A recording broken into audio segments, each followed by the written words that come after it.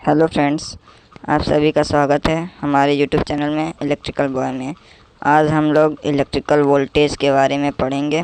Electrical voltage क्या है और इसका यूज़ कहाँ पे किया जाता है और इलेक्ट्रिकल वोल्टेज कैसे प्रोड्यूस होता है।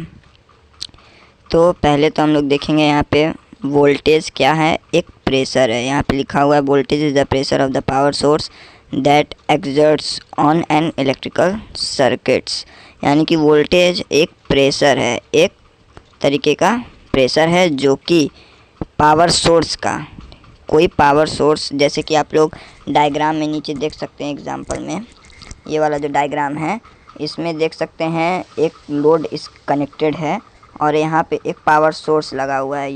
ये पावर सोर्स क्या कर रहा है, प्रेशराइज्ड कर रहा है बल्ब को ग्लो करने के लिए इसमें पावर सोर्स से। तो वही यहाँ पे लिखा है voltage is the pressure of the power source that exerts on an electrical circuit. इस इलेक्ट्रिकल सर्किट्स में एक्सर्ट्स हो रहा है यानी कि फोर्स लगा रहा है।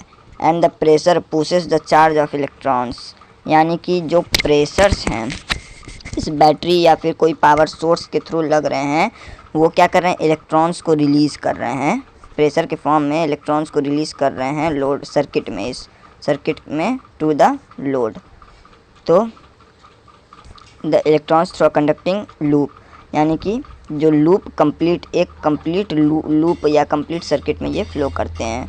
The movements of electrons sets up current in an electrical circuits, और जो इलेक्ट्रॉन्स का मूवमेंट होता है वो सर्किट्स में एक करंट को सेट करता है, क्योंकि करंट का डिफिनेशंस हम लोग ये जानते हैं कि the rate of flow of electrons is called current. ठीक, तो जो इसमें इलेक्ट्रॉन्स का फ्लो यानी कि मूवमेंट हो रहा है इसको करंट सेट करना कहेंगे। ठीक, तो इसका रिजल्ट ये आता है कि the work is done by the current in the presence of voltage, यानी कि जो वर्क यानी कि काम जो हो रहा है करंट के थ्रू वोल्टेज के प्रेजेंस में, क्योंकि वोल्टेज जब हम देंगे तभी करंट ट्रैवल करेगा इलेक्ट्रॉन के फॉर्म में। ठीक है, तो करंट के थ्रू जो वर्क डन हो रहा है वोल्टेज के प्रेजेंस में उसे हम लोग वोल्टेज कहते हैं। ठीक, ओम्स लॉ के थ्रू अगर देखा जाए तो V is equal to I R हमारा फॉर्मूला होता है, where the V is equal to voltage and I is equal to current and R is equal to resistance. V voltage होता है, करंट का जो यूनिट होता है वो एम्पियर होता है, रेजिस्टेंस का ओम होता है और वोल्टेज का वोल्ट होता है।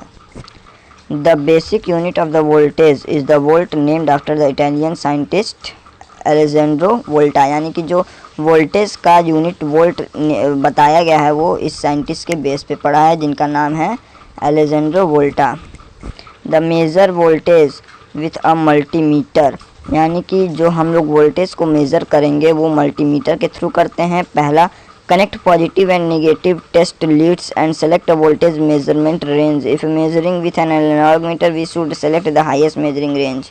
इट मीन्स, इसमें ये कह रहा है कि जो पॉजिटिव और नेगेटिव लीड है मल्टीमीटर का उसको हम लोग बैटरी के पॉजिटिव से पॉजिटिव लीड को और नेगेटिव से नेगेटिव लीड को कनेक्ट कर देंगे मेजरमेंट के लिए।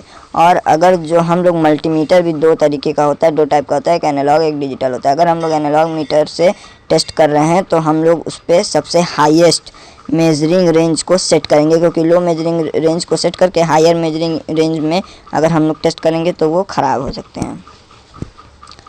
सेकेंड पॉइंट है decrease the range of the meter if the meter does not respond, keep decreasing the range till voltage comes in the measuring range.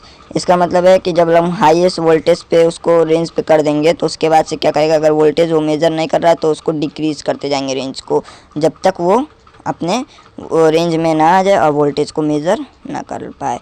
आप लोग डायग्राम देख सकते हैं। So thank you.